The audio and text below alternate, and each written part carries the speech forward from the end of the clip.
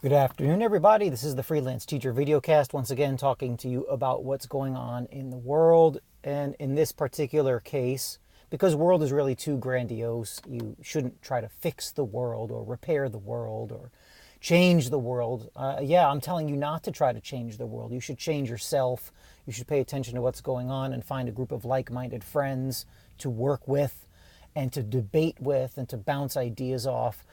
But I have to mention the Google Memo. Young people, as always, I'm talking to you, students, current and former, and young people in general, or young at heart, people willing to adjust. And my message lately has been to avoid the social justice warrior, mainstream media, campus cult. And I have to use the word cult. I don't like to use that word. It sounds trite and it sounds like I'm trying to advance something, and so I don't want to use words like cult because they're loaded, but I don't really see any other way around it, because you have this Google memo that has come out and people have asked me about it, and I've had debates online about it, and I've seen the reactions to it, and I think it's dangerous for young people, I'm talking to you, to jump in with this. And here's why. Because the Google memo has been called a screed. It's been called the work of somebody misogynistic and stupid, ignorant, woman-hating. The reaction, as I've taught you before, right? The Titanic leftist intellect Saul Alinsky, whose philosophy I disagreed with, but you can't argue with that the guy was bright. He said it's not the action for you to analyze, you have to look at the reaction. So the reaction to the Google memo and who got upset about it is very telling.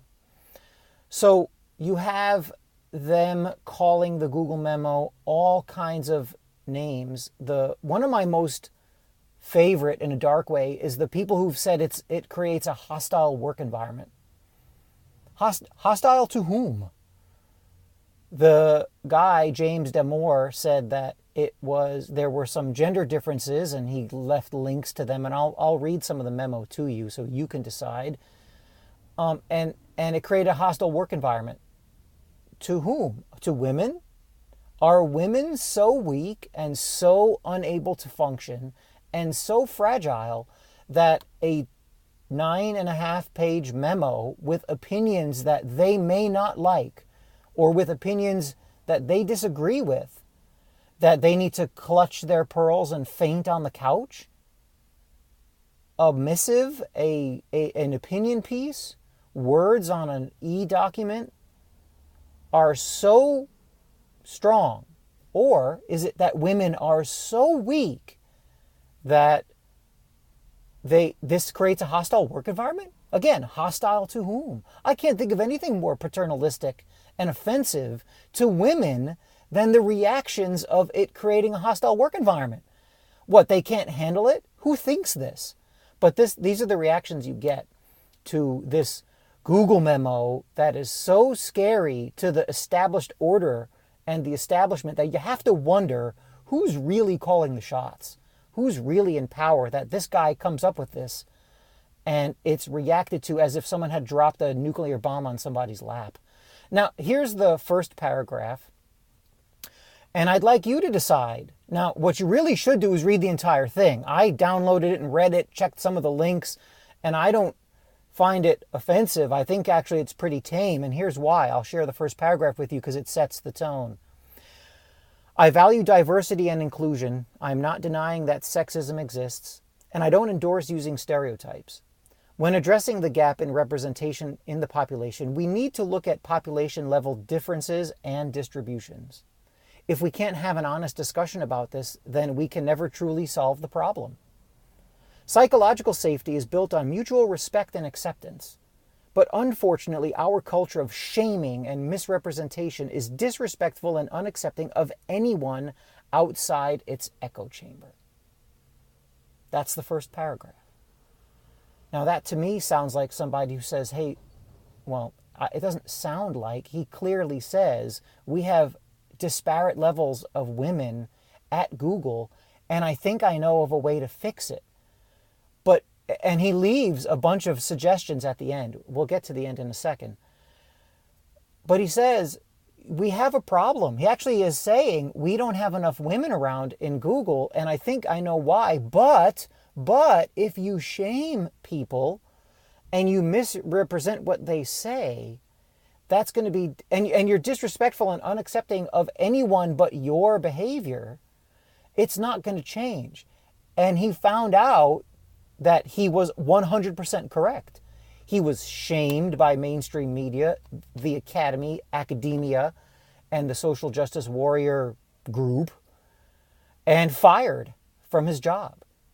So it's kind of maybe it's a closing of the Overton window. I'm not sure, but you have him doing this, and the reaction is out of control. I can't even fathom what's going through people's minds. So he goes in and brings examples of the latest literature from evolutionary psychology and biology, evolutionary biology scientists and psychologists. There's an interview with Jordan Peterson that he does that I think is worth your time. And he's obviously read literature on the subject and says, yeah, there are some differences between men and women, and this may account for some of the differences in tech. And you should go through what he says. I recommend it. And if my students in next month decide to ask me about it, we will go through with it. He ends the Google Memo. It's not really a memo. It's a list of suggestions and links of where he gets his information. But he ends it with this, and it's titled Suggestions. I hope it's clear that I'm not saying that diversity is bad, that Google or society is 100% fair, that we shouldn't try to correct for existing biases, or that minorities have the same experience of those in the majority. My larger point is that we have an intolerance for ideas and evidence that don't fit a certain ideology. I'm not saying that we should restrict people to certain gender roles. I'm advocating for quite the opposite. Treat people as individuals, not just another member of their group, which is tribalism. Now there you see it, right? Look at the very end. Certain gender groups, I'm advocating for quite the opposite. Treat people as individuals, not just as a member of their group. That is antithetical to a very powerful group of people who've been trying to get you to shed your individuality and think of only the group and nothing more, only the group, so that you are nothing. You will be working for the group, for the hive. You'll be a busy worker bee, and you will work for the people at the top of the pyramid. You can't be yourself or be who you wish. And so that this is one of those things where you've got people very high up. That's why I said earlier, I'm not quite sure who's calling the shots with this kind of stuff, because the reaction is so strong that it's hard to believe that it would be just kind of like a random thing and a couple of people didn't like it and they are just unhappy. There's something else going on here, and that last sentence I think really tells a lot. So let me leave you with one other quote. This is from Ralph Waldo Emerson, and he's talking about the idea of being unique and being misunderstood.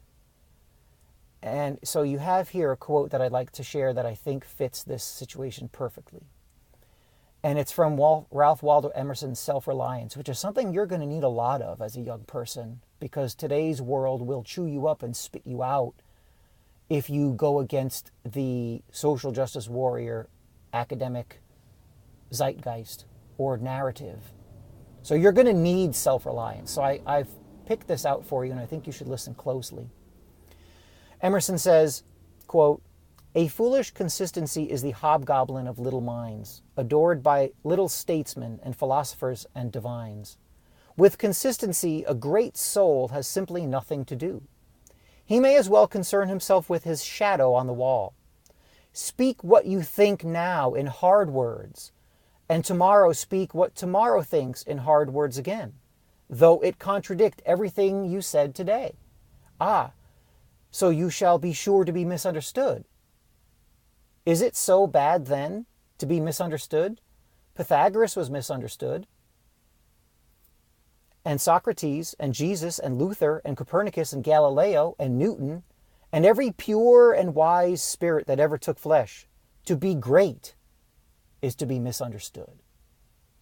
Which brings us back to the last two things I want to talk to you about. One of them is, don't feel the need, if you don't believe it, what you hear on campus or what you hear from the social justice warrior ethos. If you don't buy it, regardless of who you are, don't spout it. Don't be scared to be misunderstood. Don't be scared to be cast out by the cult. I think it's a losing gambit. I think if you're a teenager or in your early 20s and you're jumping in and saying, yeah, this guy's a misogynist and the language is just terrible. If you believe that's what he is, knock yourself out, right? Say, look, this guy James at Google, he's a misogynist. He hates women. Women and men are the same. This is a Cro-Magnon document and he should be cast out. Okay, if you believe it, then you do that too. But what I've found in my line of work is a lot of people don't buy into the standard operating procedure of the mainstream and what would be called social justice warrior academia, but they're afraid to say stuff. Now, people aren't afraid to say what they think at my job. Quite the contrary. They say exactly what they think. And that's one of the beautiful things about working at a place like where I work, is people just say what they think and the ideas are thrown around and it's fantastic. It's not necessarily comfortable all the time, but it sure is nice to have people just say what they think without being afraid. And I think you need to join in with that kind of idea regardless of who you are or where you are. So the current reaction to the Google Memo, if your reaction is what I see on CNN or what I see from the left or from what I see on MSNBC and the standard material, then you're thinking just like everybody else, and I wonder why. And you're going to be on the losing side, I think, in terms of following truth and following what you actually believe. And I'd like and to illustrate my point, there's a woman, her name's Peggy Hubbard, and she came out with a video after the Ferguson event, right, the Ferguson tragedy, and she said very politically incorrect things about what was going on. She went completely counter to what the narrative was about Michael Brown and the police officer Darren Wilson. I checked the viral video that she made just a little bit ago, and it has 69,000 likes and 228 dislikes. This is unbelievable, right? She is not saying what the mainstream media was telling you what happened in Ferguson. She was angry about it, but not the way you would expect. And she spoke her mind. This is a grandmother who grew up in the neighborhood, and she was angry. And she was really more than angry than most. And she went and used profanity, and she spoke out, and she spoke her mind. And unless something is up, 69,000 likes and 228 dislikes on YouTube. So something isn't computing. What you're told everybody, quote unquote, everybody thinks is not what everybody thinks. Patton said, if everyone is thinking alike, then nobody is thinking. And I know you're out there. I know young people are out there thinking for themselves, and that makes you dangerous, as I've told you multiple times. So when you see huge corporations lashing out and talking about censorship, like Google, who owns YouTube, right? They're partnering with the ADL and a few other groups to fight hate speech. I forget how they're terming it. They're basically censoring. When you have monolithic, multi-billion-dollar transnational corporations censoring, hey, Google Maps, Street View car just drove by. Is that... I think I'm making someone upset. When you have huge corporations lashing out, right, when the censors are coming after you, that really is telling you something.